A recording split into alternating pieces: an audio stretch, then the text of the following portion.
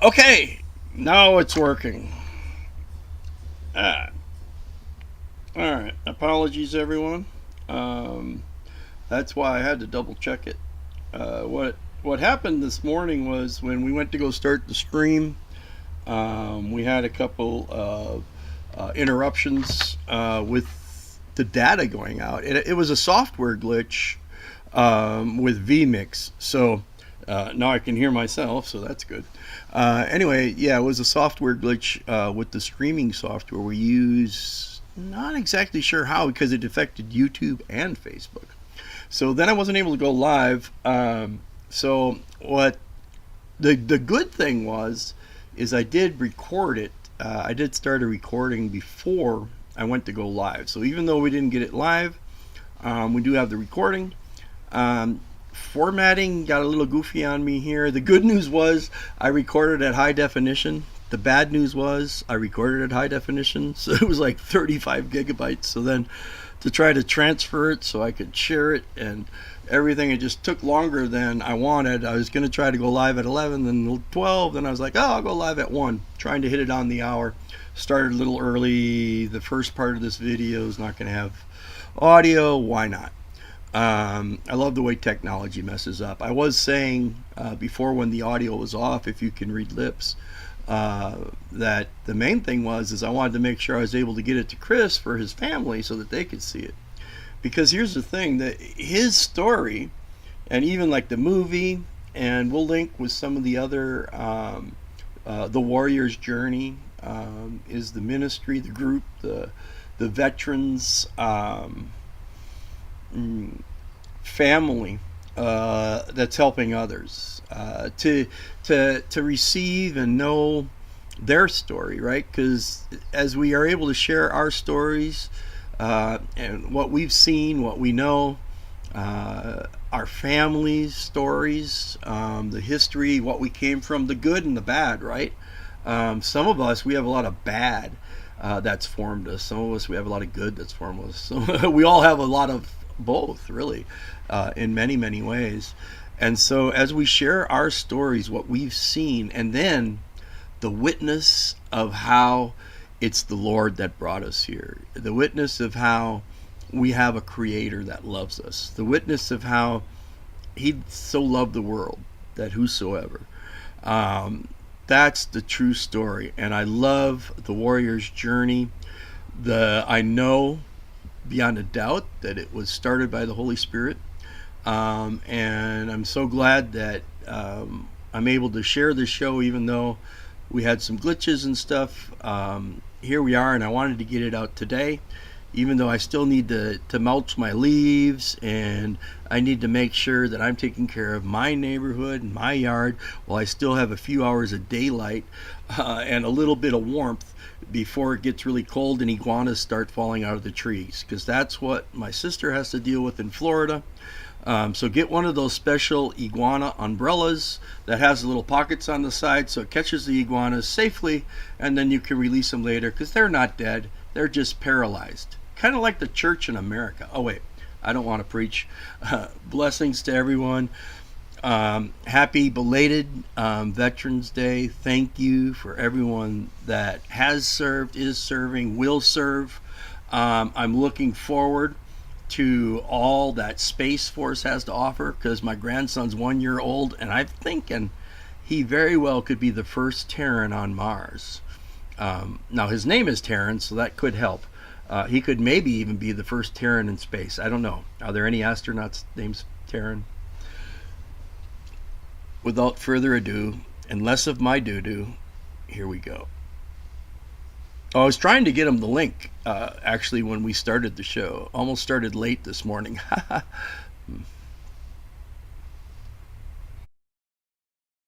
Okay, we need to start really. Yeah, It's I gotta 9 o'clock. start. Yeah, We'll. we'll, Yeah, my bad. Okay. I'm gonna have to start it. Yeah, sorry. Okay, that's fine here. it's on 24 hours a day, so, all right. Everybody's phone's off. We're gonna, go ahead and put your earphones on. We're the United States of America, Unity and oneness is what we're made of. One nation under God, it's plain to see. We're showing the whole world what a country should be. United we stand in America, hand in hand in America. Together as one in a land that we love. United we stand in America. Welcome to Changing Times. It is Wednesday, November the 12th, day after Veterans Day. We are celebrating Veterans Day again today. And honestly, with all our great veterans out there in our country, we ought to be celebrating Veterans Day every day. So we are live at the Axe Media Group headquarters in Springfield, Missouri. And I am Lynn Morris. And I'm Dr. Mary Byrne. Yes, you are. And I tell you what, folks, today we have a very special guest, and we're going to talk about real things that happen in the military. And our guest today is Chris Baird, Lieutenant Colonel, Air Force. How are you doing? I'm doing good, thank you. Well, I tell you what, I've learned a lot about Chris. He is actually a local Ozark kid a long time ago, and then moved to St. Louis and did college. And you know, not too many people. I mean, this is how incredible you are. So Lieutenant Colonel should have been probably something higher, I would say. But lots of education, lots of training. He's got a 2-page bio. A lot of people struggle to have half a page, 1-page bio. This guy's done a lot. About 2,100 hours of flying time, doing mission in B-52s and dangerous airplanes and stuff like that. What we're going to be talking about today, and now he's retired after 21 years of service. And what we're going to be talking about today is he's going to be talking about a movie that has been produced. It's been produced, and Jan and I watched it last night. It is called 12 Strong. There's a book out. Actually, is there maybe 2 movies out on that? Was there another movie after that or not? I can't remember. Well, the book, Doug Stanton produced or authored the book 12 Horse Soldiers. Horse Soldiers. And then which later on they produced the movie 12 Strong. Mark Nooch, he's the actual leader of ODA 595, the Horse Soldiers, and there's a good documentary out there that I highly recommend called Legion of Brothers, and that's specific accounts from the teams that talk about that mission and then the effects on the families and so forth. He has produced and authored a book, Swords of Lightning, and I highly recommend that book. It's a firsthand account from the Green Beret team as they fought through Afghanistan and so forth during that time. Well, I tell you what, it was extremely interesting. I would recommend everybody watch this movie, 12 Strong. Get the books, Legion of Brothers. I'm going to get that book. I'm going to make sure that we understand all the things that went on. Not to be confused with Band of Brothers. Yeah. Different movie. Yeah, so Legion of Brothers was the documentary. Swords of Lightning was the book from the Swords actual team, the Green Beret team. Yeah. And what was interesting last night, Chris, when we were watching that movie, as the movie started, the Green Beret, the Special Forces, these guys are tough guys. And when their captain, I guess that was a captain that was their leader, I know that when he told them they were going to be riding horses, several of them kind of looked at each other, and some had never ridden a horse. That's what I was wondering. Did you pick them from the Midwest? How did that work? Well, of course, you know, I represent the air piece of this. So, interesting enough, I did not meet Mark Nooch until this year. So after 24 years, never met him. Finally got an opportunity. He's one of the founders of American Freedom Distilleries, and they have produced Horse Soldier bourbon. And so he was in town promoting that product. It's a veteran-owned company and so forth, and had the chance to finally meet Mark Nooch during that time. So Mark Nooch comes from a rodeo background. He was a horseman, so he was very comfortable on horseback. And they actually talk about that in his book, Swords of Lightning, how he was comfortable on horseback.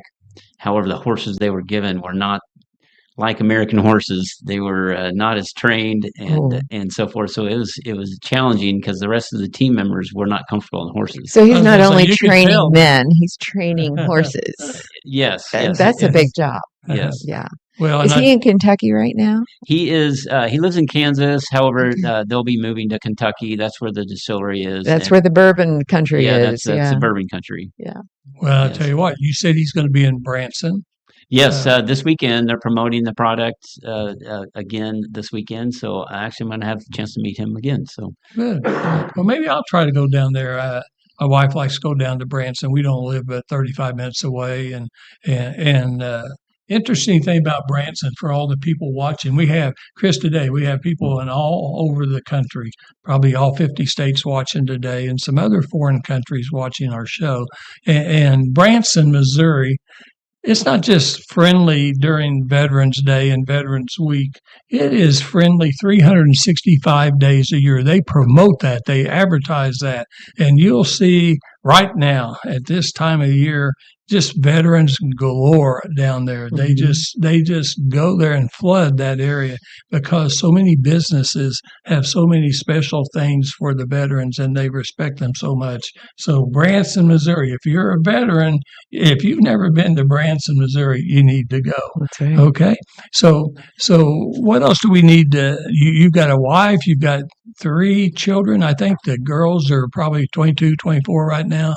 And yes, you got a boy. I can't go any farther without talking about my family because it's I would not be here speaking to you if it was not for my family and the support. And I always say the military spouse is the bedrock of a military family, and they really are the unsung heroes. And so all the time when the military member is deployed and getting all that glory, the military spouse is back home keeping the home fires Keeping burning, things going. That's right. dealing with the broken arms and the cuts and the scrapes and all that. And so she would joke because she would send, or people would say, "Hey, we want to send Chris a care package while I was deployed," and she's like, "How about a care package for me?" Yeah. And No. so, and she couldn't be more correct in that.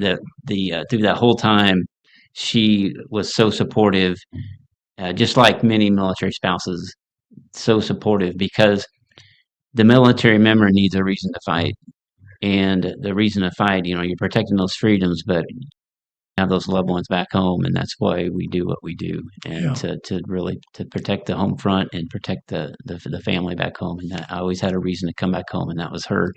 We do have 3 children.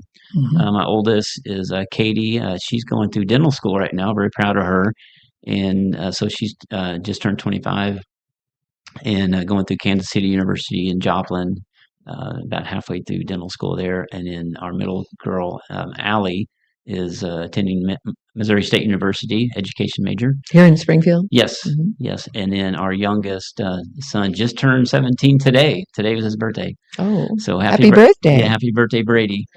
And he's a junior at Willard High School, phenomenal percussionist.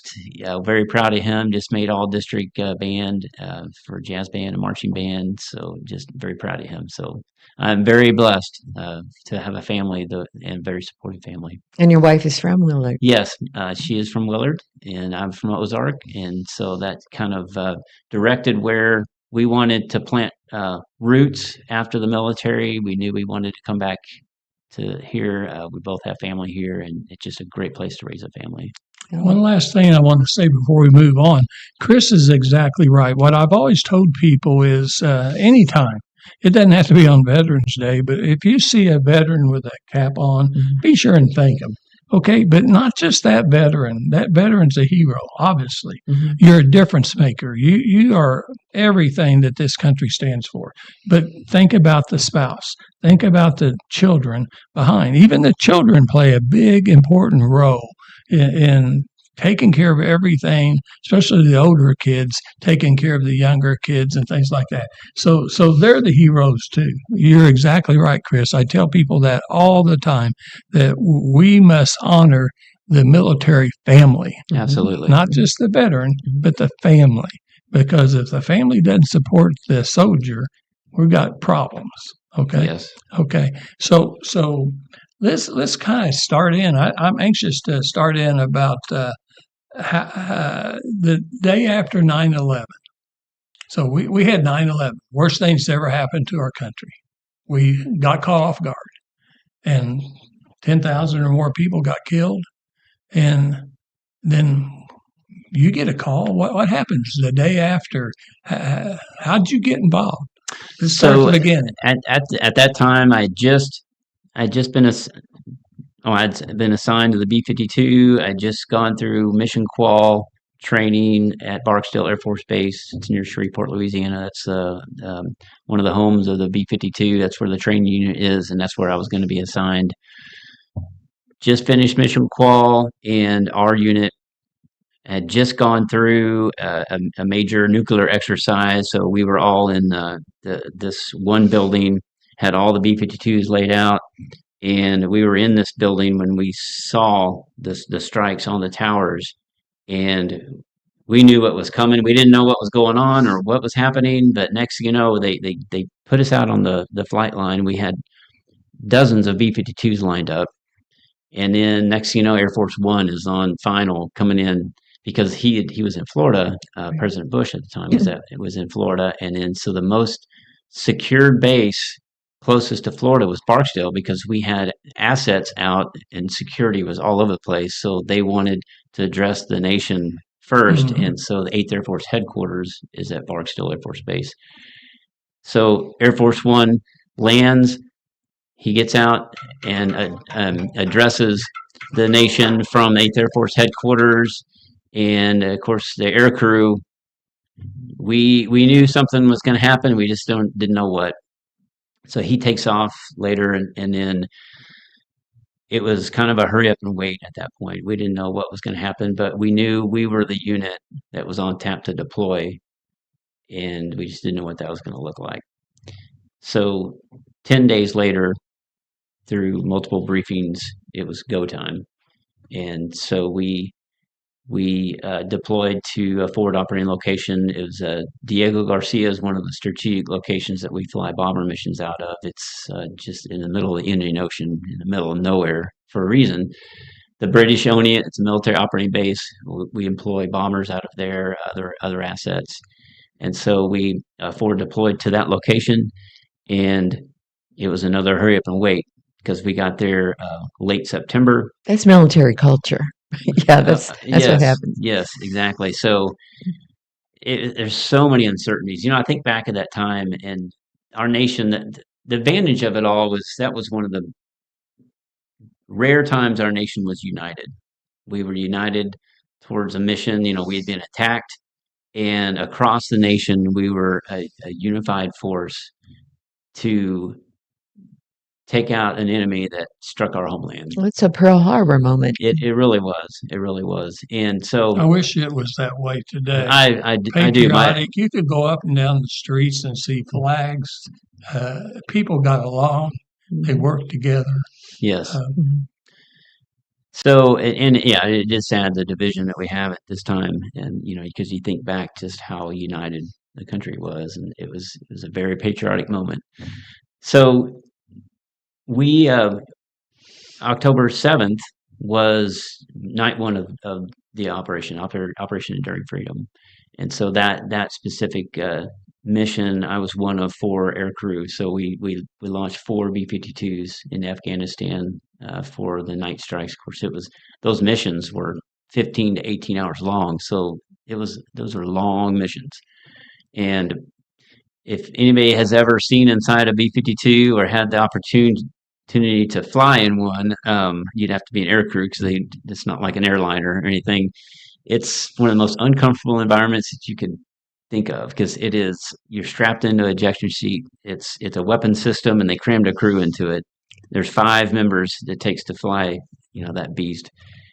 And it's so loud. We could be this close and we'd have to be screaming at each other. Everything goes over intercom. You just can't communicate because there's 8 Pratt and Whitney engines just screaming away, and it's not like an airliner where you're comfortable and you can have a general conversation. So very exhausting. It's mentally exhausting, physically exhausting, and at the time, it's so many uncertainties. We had the intel brief. We knew the targets.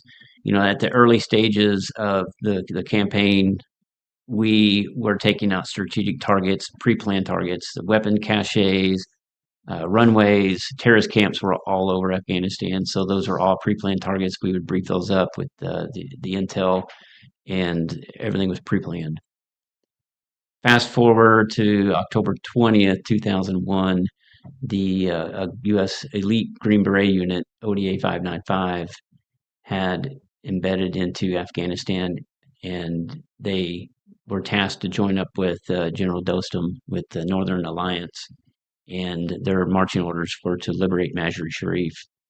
And they had to do it before the winters hit because they were horrendous in the mountains of Afghanistan, so they had just a few weeks to do it. And they couldn't do it alone. Obviously, they're a very elite special operations force and very capable, but we had to leverage the U.S. air power to do it. And so and it wasn't just the B-52. I want to take all the credit for the airstrikes, the F-18s, F-15s, B-1 bombers. So it was a unified campaign to provide close air support as they fought their way up in Afghanistan. With that said, we had never done that before. Now, we had a secret weapon with us. Boeing had just developed the JDAM, the Joint Direct Attack Munition, and what that was, it was a GBU-31. It's a 2,000-pound bomb body, a Mark 84, and they put a GPS tail kit on this thing. And so that thing was very lethal. Pretty powerful. When I saw the movie, it's pretty powerful. So, that weapon system told us to be much more lethal and to employ weapons danger close, which was, half a kilometer from friendlies, which is not an easy feeling to do that, but if needed, it was possible. And so with that weapon system, we were able to increase our capabilities, and from 39,000 feet, we were employing modern weapons, danger close, on targets that they would call up to us. So they had systems, laser rangefinder, where they would designate a target, commensurate their coordinates, call those coordinates up to us, and we would have to weaponeer the solution depending on what it was, because we had other weapon systems too, cluster bombs and just general purpose bombs. So as we would do that, we enabled them to fight their way up to Mazar-i-Sharif and ultimately liberate the Mazar-i-Sharif. But we literally wrote the checklist on how to employ in real time. Yeah, is a techniques, tactics, and procedures, the TTPs. So the SOPs, however you want to say it.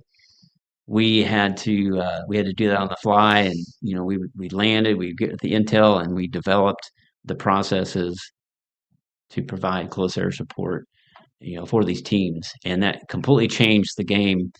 So from then on, we would take off, and we did not know what our targets were. We knew where we were going to go to. We called it a kill box, and we would check in with the teams, and then wait for the words, and then we would just go to different areas, and we had the capability to air refuel if we needed to extend. I was just wondering about that. If you don't know where you're going and you don't know the distance between here and there, how do you refuel? So you do it in the air. Yeah. So the luxury, the reason why they loved the B-52, because not only could we carry 70,000 pounds of ordnance, but we could extend for hours. So a fighter is very lethal, and they do good what they do, and but they have limited air refueling time, or time over the target, and they have to back out, whereas the B-52 can extend for hours. And there were some missions that we had weapons left over, and then we were called on another target, and so we had a safe area where a refueler would be, and it's called Anchor AR, where air refueling, where you would break off target and you could check in and air refuel, and that would extend, for hours and enable us to be over target and provide close air support for an Hey, extended Chris, amount so of time. this sort of kind of reminds me. So I bought and they're a sponsor, one of our sponsors. So I bought a Nissan Kia Sorento on Labor Day, and it's got so many buttons and it's all push style. And all these things, I still don't know how to do all this stuff. But when I looked at the movie, they actually showed all your gauges and all the things that you guys have got to do. I still haven't mastered that at all, so I wouldn't be a good pilot. Okay, so that must take a long time for that training. Well, it does, and with the United States military is the most lethal fighting force in the world, and we do what we do well because we train to the level of expertise. So when we went into combat, there was no question. Everybody on that jet had a distinct role, and you trusted everybody on there to do their job, because if one member doesn't do their job correctly, it's a mission failure, potentially. The weak link in the chain. Yes, absolutely. And so the military does an amazing job in preparing our fighting forces for combat operations and to train them. And we can get into this later. What they don't do well is preparing the military members for the transition out. Yeah. And that brings on a whole set of other challenges. And that's what you guys, we're going to talk about that later we'll talk on, about that what you're doing. Can we get to the horses before that? Yeah, we'll get to the horses because I think that's very interesting. Last thing about coordinates that I noticed last night was if our guys didn't get close enough to the enemy, which you don't want to get too close, but you want to be able to see them and know what. But if they don't get close enough, they can't give you the right coordinates. And the movie first started out, the planes that dropped the bombs was off coordinates, and so it didn't really do the job. After that, everything I watched in the movie, man, it was precision, because that's what taught our guys to get a little closer to beam that coordinate up correctly. And there's no question that the reason why we won that war, besides the great men on the ground, is the fact those bombs supported them and protected them and cleared the way for them to keep moving on. No, absolutely. And so, it was a learning curve for them as well, because, they weren't used to calling close air support from a high altitude asset. And with the equipment they had to get closer to get the better coordinates. And so it was a learning curve. And as they developed, tightened their procedures, we tightened our procedures, and it didn't take long. And we were a unified fighting force, and to provide that closer support, a lethal accuracy. You get a rhythm. It was. And General Dostum, they were just ecstatic because they weren't used to that capability. They'd never even seen that before. And so. And neither had you. No. And, I certainly would not be on the receiving end of that capability, but it was a lethal fighting force that the Northern Alliance leveraged to fight the Taliban, Al Qaeda, as they marched forward, and it really empowered them to because they had limited numbers, but they had U.S. air power on their side, and that enabled a small fighting force to do what they did. Okay, let's talk about horses. Mary wants to know about the horses. It's very interesting. People listen to this. You wouldn't think that in the desert over there in Afghanistan, with all those mountains, and it's just a very bad area, and horses played a big, big part. And the unique American talent of rodeo. So bring that in. Okay. So obviously, I was in the air, so I was not on the ground, but talking to Mark Nooch, and if you read his book, Swords of Lightning, he gets into a lot of detail on this. And like I said, I highly recommend that book, Swords of Lightning. Mark had rodeo background. He was a horseman. He grew up in that environment, so he was very comfortable on horseback. But the horses that the Northern Alliance had, they weren't American horses. They weren't well trained or behaved, I guess, for lack of better words. They were shorter. They didn't have the nice saddles that we're used to, and so But you needed them for the topography of the yes, land. yes. Yeah. And so the Northern Alliance, they handed these horses to the ODA 595, and of the 12, very few were comfortable on horses. Now Mark, very comfortable on horseback, so he was a horseman, and he had to help his team, get comfortable, and they were constantly fighting. If they weren't getting bucked off, they were just fighting these horses because they weren't, And the horses hadn't seen war. They may have, because of the tribal wars and things happening there, they probably weren't too far off from that environment. I mean, they weren't used to seeing a B-52 strike, Uh-huh. but gunfire was probably not out of their comfort zone. But having the U.S. team, they were larger than the Afghans as Oh, yeah. well. So the horse was smaller and the teams were larger. So these horses were like, what's going on here? But like I said, I don't know this firsthand, but just reading his book, and he firsthand account of that. He gets into a lot of detail on the challenge that they were dealing with. Yeah, my husband was a military brat, and Okay. his dad was a chaplain in the army. Okay. And they would talk about the innovation Hmm. that had to happen on the ground in real time during World War II. And one of the things is when the machinery broke down, it was the farm boys that knew how to fix the machinery, without waiting for repair because they had handled it on the farm. Can't call AAA. You can't call Can't call AAA. No. AAA. Not at all. Yeah. Not at So all. I just take great pride in that, the skills and talents that civilians bring into the military that end up being key in success in some of the missions. Yeah. And Yeah. keep in mind, that this was a unique environment because not only did you have, U.S. forces, you had the Northern Alliance, and the way he was able to unite his team. This is General Dostum. A lot of these guys, the Taliban were ruthless. Yeah. So if you've seen scenes in that movie, and so women were executed in the streets if they were educated. I think women weren't allowed to be educated over 8.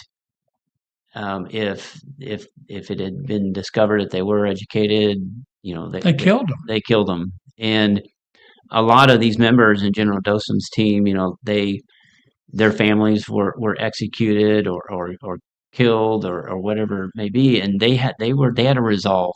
They hated the Taliban. They hated what they believed in, and so they were passionate about this. And the U.S. forces gained their trust, and it was a unified front, and they fought together. And so it really became a unified front to fight the Taliban. So how long did that mission last?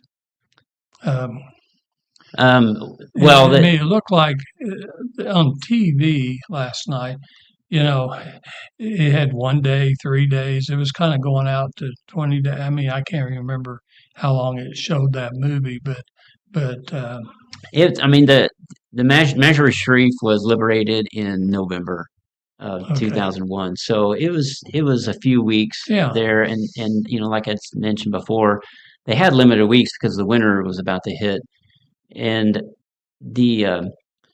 I can't remember the exact day, but I remember distinctively when Mazar-i-Sharif was liberated, and it was a huge opportunity for General Dostum to gain trust and the capability of taking over Mazar-i Sharif, because it was a very strategic location in Afghanistan, and so they were able to go from there and liberating different towns. Well, I tell you what, it's just amazing. To me, every day that we were depicted on the movie just seemed like to me it had to be felt to them like it was months. Terrible. It really was. It was something that people need to see what our men and women face every day, and to take care of us and protect us and your family and our families and everything like that. Anything else we want to talk about that before we switch to? I want to make sure. Oh yeah, one thing too. I want people to know we got people from Kansas watching today, and Mark was from Kansas, right? Yes. Yeah. So he's a good old Kansas boy, and that's where he learned how to ride horses and stuff like that. So, and you're right. I got tickled last night. Jan and I were watching, and some of the taller guys, their feet were kind of hanging down lower on the horse. And I even mentioned, I said, because I'm not a farm boy, but I had a lot of relatives in Kansas or in West Plains, Missouri, and where I was born, and they all rode horses. My cousins did, but they always gave me the horse that would rub up against the barbed wire fence or go underneath a tree and try to knock me down. They gave him to me every time. Because you're a greenhorn, okay? and but those bigger horses to me kind of scare me, and that's what they gave me. But they were smaller horses. You're right. I laugh because I go back to my father. He passed away in 2001, but he rode bulls. He was in rodeo, rode bulls, and he always wanted me to be a bull rider. And your mother said no. Absolutely. And so it's funny because when I did go into the Air Force, he kind of made the comment. He said that he thought it was not safe. Going, he didn't want me to do it because it wasn't safe what I was going to do, but he wanted me to ride bulls and stuff. I think they're both dangerous. Yeah, but my sister was a horsewoman, I guess you would say. So she, at 10 years old, she was the Missouri State Western Pleasure Champion. Oh, really? So she was a great. Well, I took my daughter to horseback riding lessons, and I told her, if you can do this, you can get married. That's right. You need to know how to steer, put the bit in the mouth, control what's going on, and if it bucks, you hold on. Yeah. So my sister was comfortable on horses. My brother and I have an older brother. We always were comfortable on dirt bikes. So we spent most of our time in our youth riding dirt bikes. Yeah, but it's not the same team relationship you have with a horse. No, it's not. Yeah. It's not. Okay, well, let's talk about Warrior's Journey. So what do you guys do in Warrior's Journey? I know you have a lot to do for our veterans. So the Warrior's Journey, and I will say, I just started working recently after a lot of prayer. God opened this door for me to serve veterans and to be able to be part of this organization. So the Warrior's Journey, it's a faith-based, nonprofit veteran service organization based out of Springfield, Missouri. We have resiliency centers in Germany, Japan, and we're expanding throughout the U.S. Different sites near bases. And as I mentioned before, the military does an amazing job preparing the warrior for combat operations, but it's that transition after that can create some problems. So the military creates a set of unique challenges that not everyone recognizes.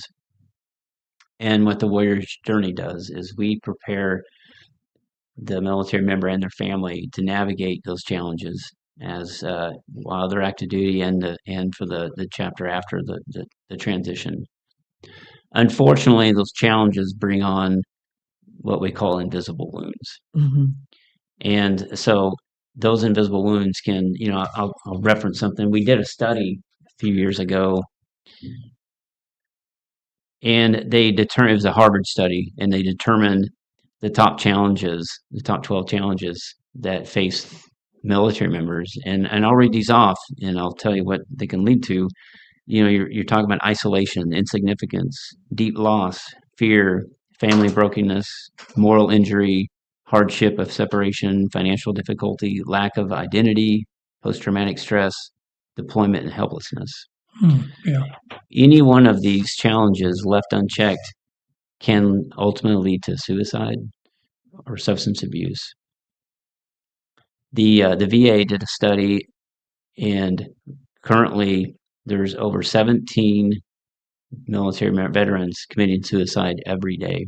Especially if you've had that camaraderie, that oneness with a team, and now it's It gone. is very difficult, and I can tell you firsthand that you do that for so long, and you're used to that team effort, team environment, camaraderie, that sense of service, and then you get kicked into the private sector, and it's an entire different world, and you literally lose your identity, and it can be very challenging. I can tell you firsthand that it was very challenging for me, and fortunately, Rachel was very supportive, my wife, and we got through it.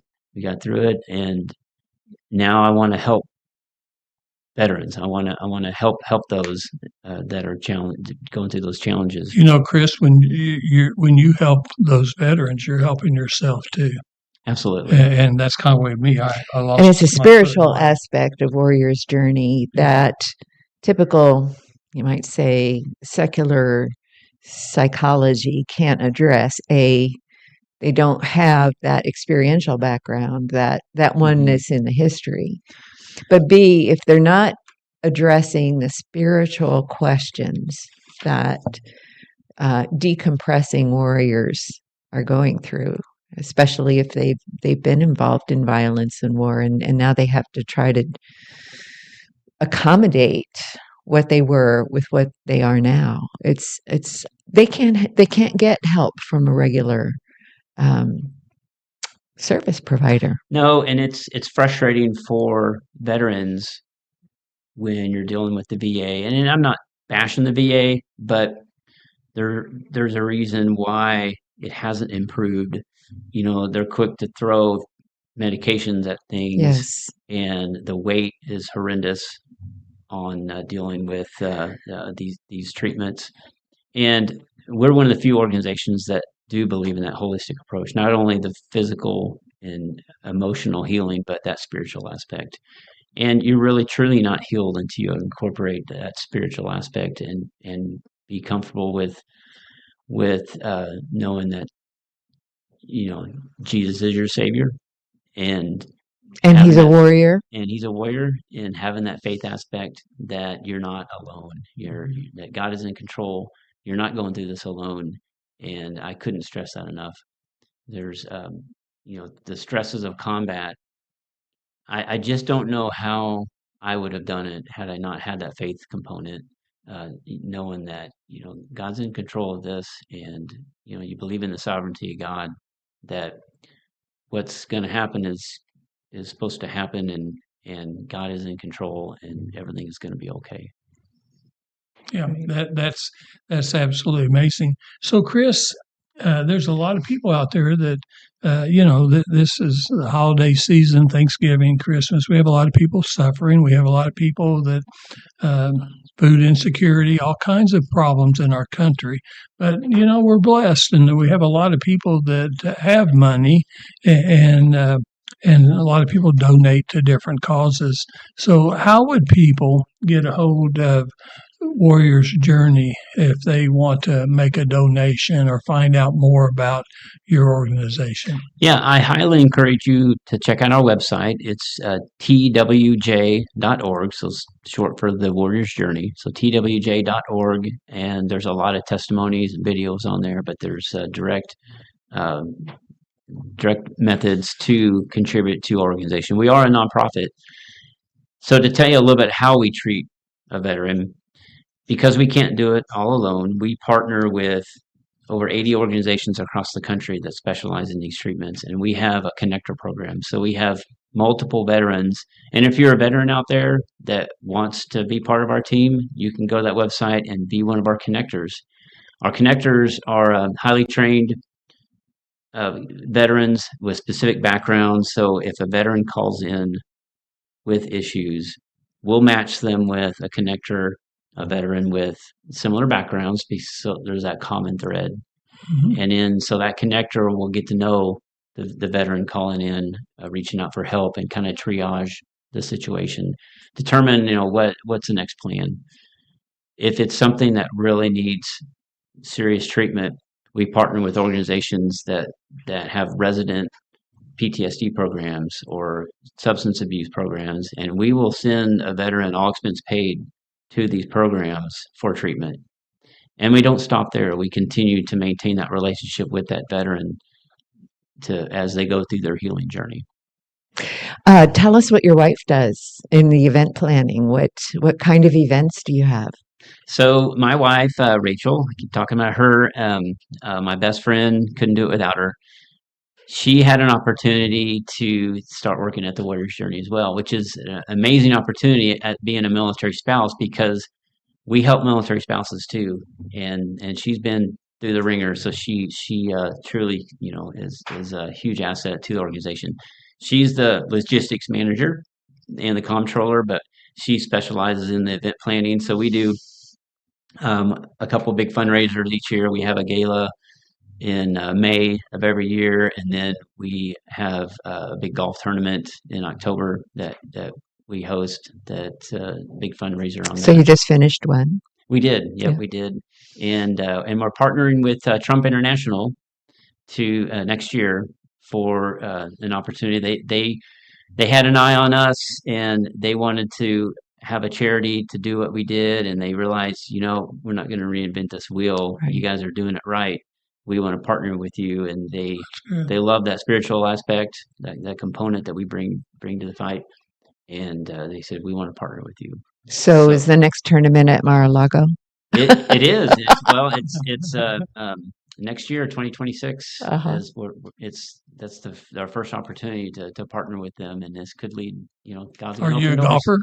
20 years in the Air Force, you'd think I'd be an avid golfer. Especially all that time in the desert, right? You should be doing sand traps. I used to joke, because I'm an avid runner, and I always like golf courses because I run on them. But I did a little golfing. I'm certainly not. Well, you might work on your game. You might get to play on President Trump's Yes, foursome. that's right. But that'll be awesome. Well, so how many other Warriors Journey groups are there? Is Springfield the only one? No, well, Springfield's the headquarters. Headquarters, okay. Yeah. And then you got affiliate groups? We have what we call resiliency centers. And Okay. so the model in Germany, it's near Ramstein, it's a coffee shop, and the servers are trained connectors. And so the model there is, as service members come in, get a cup of coffee, they sit down, and the connector will have a relationship with them as far as getting to know them. It's all about hospitality. It is. It's not that official medical model. Yeah, Oh, thank God. and it's and if you ever check out our facility, it's very warm and welcoming, and we welcome any veteran to come in and just to come in and relax and get to know us.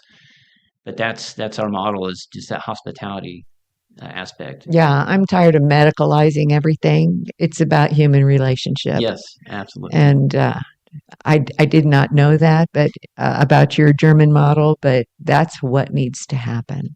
Yes, and there are some, I can't talk details right now, but there's doors opening as we speak to bring that model into the U.S. And so we're partnering with some organizations, and looks like we're going to have that model at some military bases, at some clinics here in the U.S. So Wonderful. I tell you what, Chris, we're going to run out of time. I've got to spend a little bit of time, 5 minutes, on our sponsors, but so thank you very much for being here. Thank you for everything you've done, folks. That not only is he a veteran and still a young man, he is an American hero.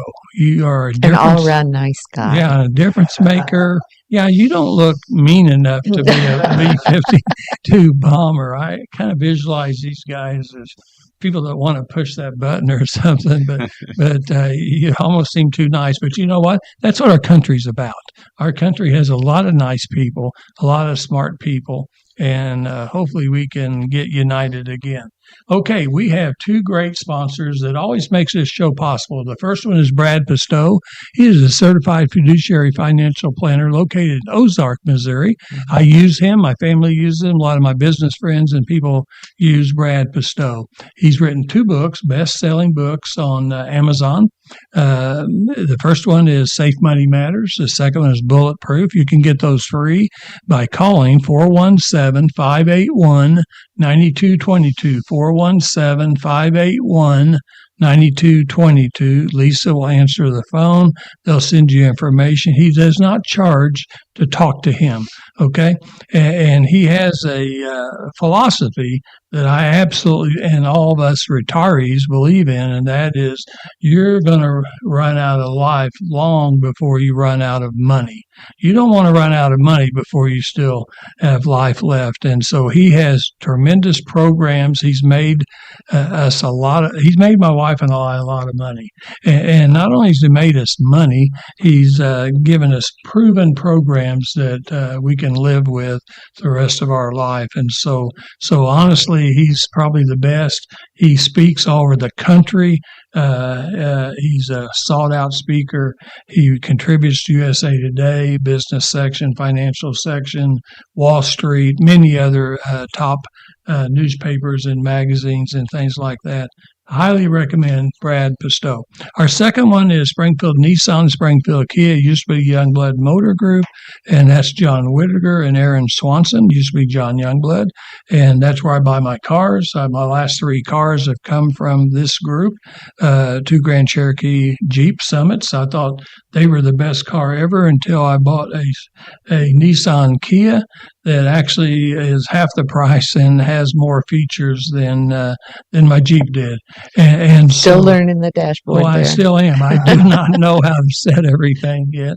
Actually, I'm still trying to figure out how to set the time. My time's wrong on there. I keep trying, and I'll get it figured out sooner or later. I'm not smart like Chris is, and with all those controls and everything like that.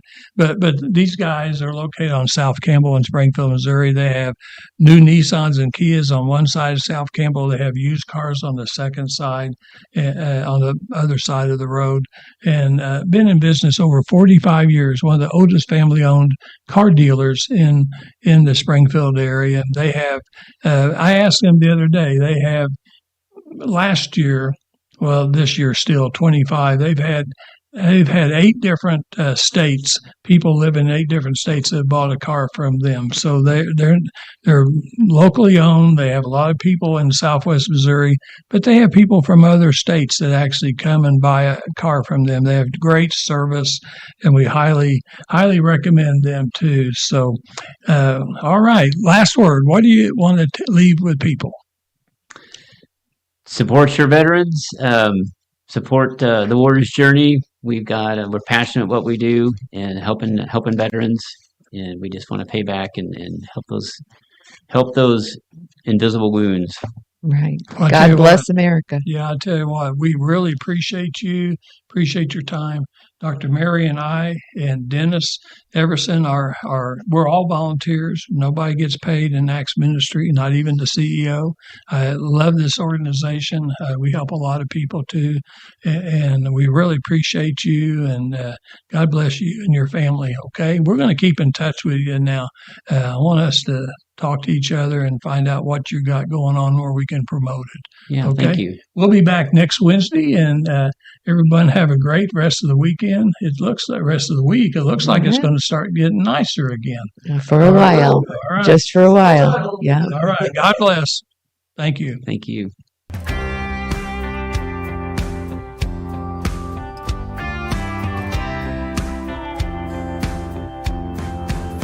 We're the United Okay. States So of America. when I went to go live, Unity all the lights and being oneness filled. is what we So- are. Stop that. Yeah, so anyway, apologies on the transition, but whatever. Had a few glitches along the way, right? Let me go with this for a second. I'll switch a screen, and we'll just go like that. Anyway, I was here just hanging out in my garage. Well, not just hanging out. So we had really cold weather, frost basically, a little bit of snowflakes, and now it's like going to be in the 70s for a few days. So getting leaves mulched, covering things like the fig plants that I have so that the roots are protected. Because sometimes that's what God does with us, right?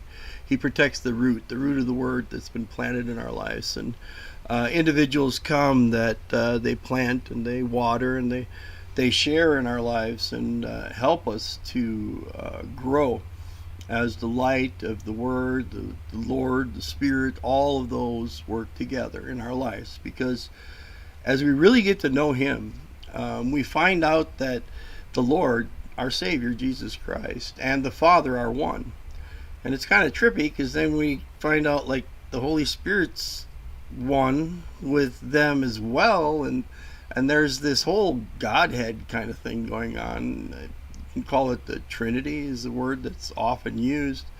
And we just see how they're so connected. They work together so well, right? That the thing that is so important in our lives is to know what they are doing, Father, Son, and Holy Spirit, what they are doing in the time that we're in, so that we can be situationally aware of our environment and how to react. And I just thank God that I have like a quarter acre of land that I can keep as long as I keep paying my property taxes. In theory, I own it.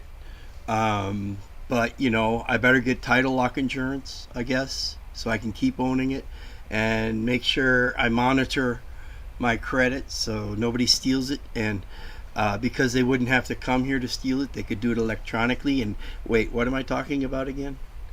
I thought I was talking about land that I was on, that I own, that legally I own. I've paid the price for this land. So you'd think I'd be able to keep it.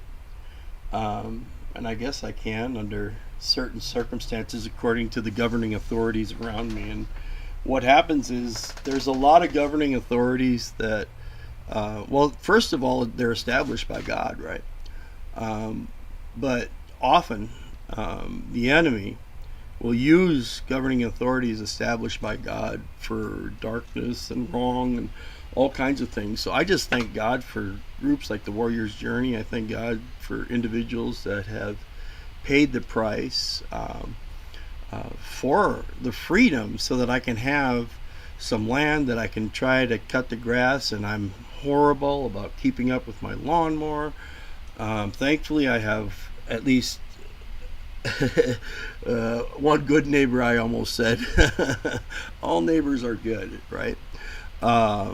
Someone was telling me the other day that they are a believer. I won't tell you what flavor of faith because it doesn't matter. They were a servant of the Lord Jesus Christ. Different form of worship than I have, but that doesn't matter to me. When they moved into their house, they said that they cut their neighbor's lawn, that part that touched their yard in the front, you know, just natural. Go ahead and cut it for them so they wouldn't have to worry about it. My neighbor does that as well. And then I have another neighbor that does it the other way. It kind of depends on how the lawns are laid out, right? But anyway, she got mad at him, his neighbor, and went out and yelled at him and told him, "You're trying to steal my yard." And he was like, "I was just trying to help and cut your yard." And she put up like a fence or whatever and started, you know, and just now it's 10 years down the road. He was telling me the story about when he moved into the place. This was a gentleman that was older even than me. I know it's hard for the youngins to realize, but I'm not as old as I look, you know. And he said that, you know, 10 years later now she actually goes to church. I believe he said she was making a confession of Christ. But either way, she's on that path, right? The seeds are being planted, they're being watered. Because remember, we can plant, we can water, we allow the light of the Lord to shine off of us by getting out of the way. right? Trying to let people see him instead of us. And we are able to share light. But it's God that gives the increase. And so sometimes we can get anxious for the increase. But I'm thankful for the warrior's journey and the ability that they have to reach into the lives and souls of individuals that are looking for their place. Because there could be that time when you have a family and you have a team and you have a unit, you have a group of guys, and maybe even lose some along the way, and then when you transition out of that, now what do? You're not getting a brief anymore. You're not getting orders anymore. I see that even with people coming out of school sometimes. It's like they're done with college. Now they don't have someone telling them what book to read, when to read it, what paper to hand in, what the schedule is, right? Now they have to be responsible, and it's really hard, that transition. And I love the place that they put in my backyard. And it is in my backyard. It's actually on a property at the location where I've been fellowshipping for many, many years, attending as an individual, not as a bishop, just as a servant, Sunday school class. Pastor doesn't even know me, really. I don't know. Maybe he's heard about me. I'm not sure. I've interacted with him, but I don't know if he knows me. But it's beautiful that they're right there. Same place where they're putting in handicap accessible playground for the community. And this is a place of light. This is a place of people that are walking. So I was going to say that as well. First of all, one of the things about the show with Changing Times, thank you, Lynn, for carrying it all these years. Man, you're up to like 300 million shows or whatever. No, it's almost 300, really. I mean, it's over 200 and some. So he's really getting up there, because you think about it. I think Axe Media Group as a whole, there's around 3,000 videos, somewhere around there. So with Lynn having well over 200, you're looking at almost 10% of what we have for shows. I'd have to do the total math. And then there's going to be other shows I'm thinking that you were been on too, and you were certainly a part of, things like Axe Fest, things like that. Hours wise, because one of the things we talked about with Chris was having over 2,000 flight hours. 2,100 was the brief I had, but I'm sure, I don't know. He may have flew over here. I'm not sure how fast he drives. I've heard about some of these pilots. Wait, didn't I see a movie like that once where they drove? No, never mind. I'm getting distracted. But yeah, and then one of the things I was going to say, Lynn, is that at the beginning of this Changing Times episode here, though, you did mention, hey, everybody, make sure your cell phones are off. And then I could actually, I won't do it. I could kind of move the video to the part where Lynn gets a call during the show and his phone rings, but I wouldn't do that. I wouldn't put it on repeat again and again and again and again, and then like the next time there's some public gathering, bring it out and play it in front of everybody. I would never do that. Would I, Lynn? No. But the Warrior's Journey, that location, and you'll have to look it up because I'm not giving it to you right now. But that location, I went there. I just went there to see, right? I just walked in. Right, I didn't have any press pass. I didn't look all dressed up like I do right now. Oops, better not show that. Not a sponsor.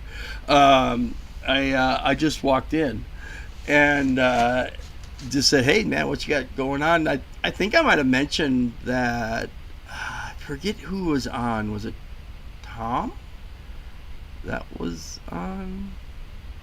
I've met several individuals. So I don't remember who I met because everyone is so outstanding. And generally what happens is everyone, like the Lieutenant Colonel here, Chris, and others, I love the name Christopher, but I see Christ more than I see the individual, right? I see what the Holy Spirit's doing, and I see how the Holy Spirit's brought him. And look at this. This is so beautiful, right? Chris and his family, they're from the area.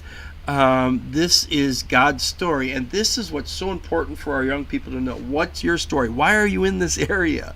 What about your name? I don't know. Part of the conversation, maybe I even recorded it at the beginning. They were talking about the last name. You know, what about this Beard, Bird, Booger, whatever? You know, sometimes names get changed. Mine's Everson. There's also Everson, O-N-E-N. Really complicated. No, but there's lots of names that do change, right? If you look at the original language, then maybe they're migrating and it changes, and that you could have, 3-4 different variations. Individuals I work with now that are from like the South Africa area, Congo, and different countries there. They'll have names that are a little complicated for us Mzungus, us white people here, to understand. So then sometimes they'll even have a number of names too. Plus, they'll be speaking, like Swahili and French and English and their other dialect or whatever. And so the names can get really interesting. But when I went there and visited that facility, I just saw the glory of God. I saw the training center that they were talking about building, that I believe is built now. I guess I need to go back. The vision of what to do with that land in that area, and it of course goes right along with the vision of the church. And I don't even know if the leadership of both places have talked. Probably have by now, because it's been a while. I hope so. If not, I'll just slap them around a little bit and get everybody to talk, even though nobody knows me. But anyway, I need to get out, finish cutting some more lawn. Thank you to everyone that served. I got many family members that have served, are serving, will serve. Man, just thank you. Thank you for the freedom. Thank you for the ability to sit here with my door open and live stream out of my garage while I'm mulching my leaves and still be able to at least say something. Thank you. And we'll get this to someone that can edit it properly. We need help. I need technicians. I got plenty to do. I'm going to be working split shifts in the next couple of days, so I'll be working 12-hour days, 7 at night until 7 in the morning, things like that. Workers are cool. And the great thing about things like this, about sharing truth, about sharing stories, about helping people know what's really going on, being witnesses, because we'll take this and we'll put it in a web page with this video and other ones we've done. And I don't know, unless I was too far away from that microphone. I did keep moving, but I'm not worried about the quality right now, right? Because I know that it could be edited later. I know AI could do it, and I know today it doesn't matter. It's the future that matters, because what I do doesn't matter that much, right? I mean, I didn't get it right. We lost our country. It died, New Year's Eve, 2020, New Year's Day, 2021, I saw it. But God resurrected it again. And so now, up to us. Are we going to protect it? Fight for it? When I say fight for it, I mean for life, for truth.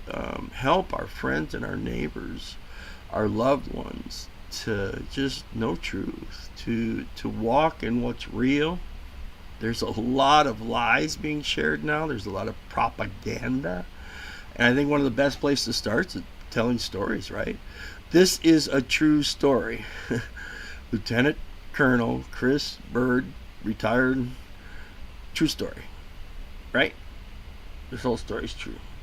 So I'll get the links and all those later, because I think while I'm at my employ, I'll have a little time to do a little data stuff. And who knows, maybe someone else will jump up and want to help with putting together the web page, want to get it over to some friends of ours that are broadcasters as well. Signing out. Thank you. Now, where's that cat again? He was around.